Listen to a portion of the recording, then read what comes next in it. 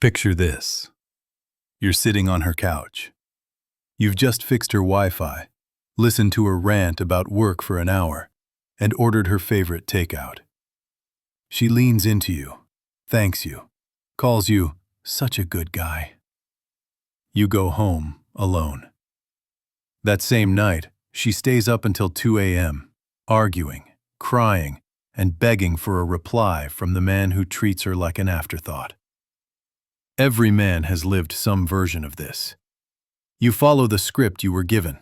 Be kind, be available, be honest. Never scare her, never upset her.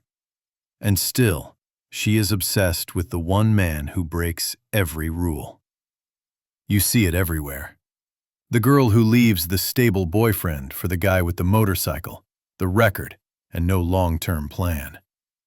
The woman who cries about toxic men on Instagram stories, then blocks the nice guy and unblocks the villain for the third time that month. The friend who swears she's done with him while checking her phone every 45 seconds. You look at all of this and you think, how is this possible? I did everything right. What I'm about to tell you will sound harsh, brother.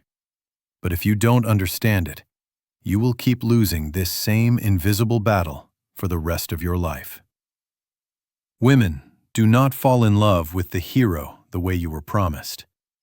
They fall in love with something much darker, much older, and much more powerful. Let's strip the romance away for a moment and talk biology.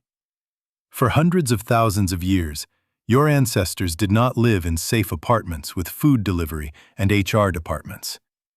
They lived in a world of real danger, predators, rival tribes, starvation. In that world, a woman's biological imperative was simple. Which man can keep me and my children alive? Not, which man is the most polite? Not, which man sends the longest texts? Every woman's nervous system is still scanning for very old signals. Who bends the environment to his will? Who is feared or respected by other men? Who takes risks and wins? Who is capable of violence, but appears in control of it? The so-called villain often embodies these traits perfectly. He breaks rules. He ignores social pressure. He pursues what he wants without apology. To a female brain still wired for survival, this looks like power, protection, potential.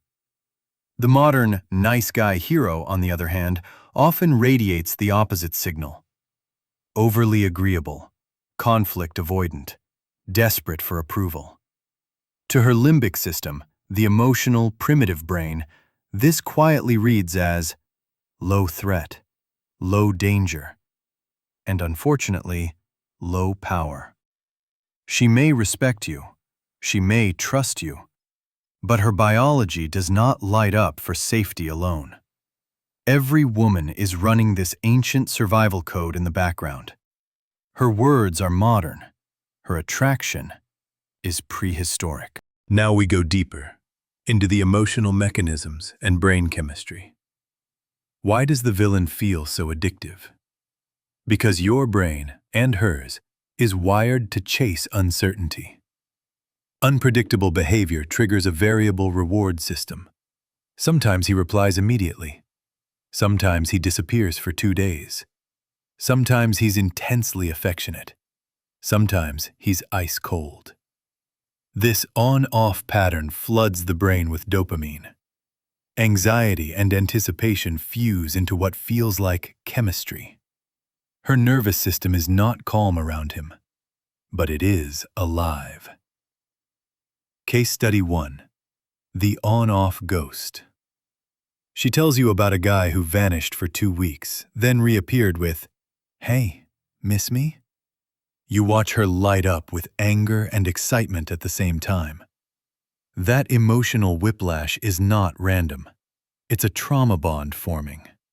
Pain, relief, pain, relief. Her brain mistakes that cycle for depth. Then we have the shadow. Every human being carries repressed traits: aggression, selfishness, dominance. The villain expresses what she is not allowed to express. He becomes a living symbol of her forbidden self. Psychologically, that's magnetic. Case Study 2. The Good Girl and the Devil. She grows up praised for being kind, compliant, good. Then she meets a man who laughs at rules, challenges everyone, lives by his own code. He is chaos in human form. Her conscious mind knows he's dangerous. Her unconscious wants to merge with that power. Meanwhile, you, the hero, are interacting with her prefrontal cortex. Logic, safety, planning. The villain is interacting with her limbic system. Fear, desire, arousal. Every man must understand this. Attraction is a neurological event first, a moral judgment second. Let's bring this from theory into your everyday life. Here are the behavioral patterns that tell you she's entangled with a villain. She says, "I'm done with him," but still keeps his number, still checks his stories, still replies just to be polite. She complains about how badly he treats her, then cancels plans with you the moment he finally texts back. She calls him toxic, narcissistic, crazy, but says, "You don't understand. Our connection is different." You, meanwhile, are living the Friendzone script. You drive her to the airport. You help her move apartments. You listen to her cry over the same man every month. She hugs you, thanks you, tells you any girl would be lucky to have you. But somehow, none of those girls ever seem to be her. Online, the pattern repeats. She reposts quotes about self-love and leaving toxic people behind. From a bed she still shares with him. She follows the loudest, most aggressive male influencers, while publicly shaming toxic masculinity. Her words signal morals. Her behavior signals addiction. And you feel it inside you. You give more and receive less. You're more stable and less desired. You're more present and more invisible. That quiet resentment you feel, my friend, that's your own biology screaming that you've entered the game as prey, not predator. Now, let's talk about the battlefield you were thrown onto without a map. From childhood, you were fed a lie. Disney movies, rom-coms, school assemblies, all telling you the same story. Be endlessly patient, selfless, and loyal. And one day, the right woman will see you. At the same time, every girl was fed a different fantasy.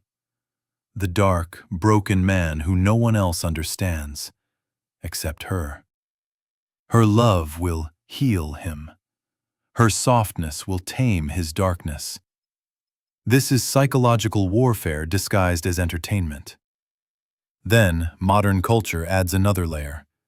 Never settle. Explore. Have your fun in your 20s. So what happens? The villain becomes the laboratory for her chaos, thrill, and experimentation. The hero becomes the retirement plan. The man she runs to when her nervous system is finally exhausted. Dating apps amplify this even further. Algorithms push the bold, the outrageous, the polarizing, villain energy. Men who are calm, steady, introverted, they disappear in the noise. And on top of that, masculine traits are publicly pathologized. Assertiveness is called toxic. Strong boundaries are called controlling. Dominance is called abusive. So you soften. You apologize. You file down your edges. You become safe. And in doing so, you become invisible. The system tells women to chase excitement and tells men to suppress the very traits that create attraction. This is not an accident. This is an emotional market rigged against the unawakened man. Every destructive pattern runs until it hits a wall. For her, the villain phase always has an expiration date, and the ending is brutal. At first, his darkness is intoxicating. He's charming, unpredictable, sexually intense. Then the mask slips. The flirting never stops, even in front of her. The lies multiply. The insults get sharper. The disappearances get longer. One day, she realizes she has spent years trading her self-respect for tiny crumbs of his attention. Case Study 3. The Wake-Up Call. She finds the messages. Not one other woman. Dozens. All saying the same lines she thought were special. Her reality shatters. The emotional mechanism snaps. The same brain that released dopamine now floods her with shame and disgust. For you, the collapse looks different. You watch her return, tired and broken, talking about how she's finally ready for something real. Now she wants your stability, your patience, your emotional labor. And in that moment, you confront a painful truth. You were never her first choice. You were the recovery clinic after her war. On a larger scale, this cycle feeds the gender war. Men become bitter, convinced that women only want bad men. Women become cynical, convinced that all men are either weak or cruel. Everyone is wounded. No one understands the underlying program. Here it is, brother. The part no one wants to say out loud. Attraction is not a moral system. It does not reward who is kindest. It rewards who is strongest. A woman can be a genuinely good person and still feel zero desire for the man who would treat her best. A man can be moral, respectful, and loyal, and still be completely sexually invisible. Every woman is wired to seek power, edge, and emotional impact. When she can get that from a man with no conscience, she meets the villain. When she gets it from a man with integrity, she meets the rare man she can truly love and respect. Here's the bitter piece for you. The harmless hero is not a hero. He is a servant. If you are only nice, only safe, only agreeable, you do not register as a protector in her biology. There is no risk of losing you, no cost to disrespecting you, no fear of consequences. And many men participate in their own suffering. They castrate their ambition, their aggression, their standards, just to be acceptable. Then they rage at women for not desiring the weak version of themselves they offered. This isn't about hating women. It's about finally seeing the battlefield clearly. So what do you do with all this? You don't need to become the villain. You must become something far more dangerous. A man who can be violent, but chooses peace. A man who can walk away, but chooses devotion. A man who does not need her, but still chooses her. This starts with reclaiming your dark masculine in a controlled way. Train your body. Feel your own strength. Build competence. Make more money. Solve harder problems. Learn to say no. Walk away when respect is not given. Your nervous system must stop begging for scraps. You must become a man you yourself respect. When your life has mission, purpose, and direction, women stop being the prize.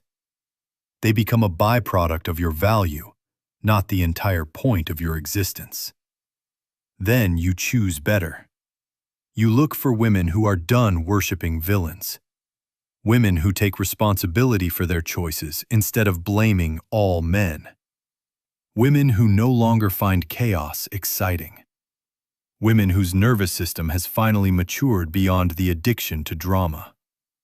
And finally, you adopt stoic acceptance. You stop arguing with female nature.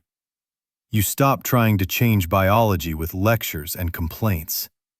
You learn to work with how attraction actually functions. Power with principle. Edge with ethics. Dominance with responsibility.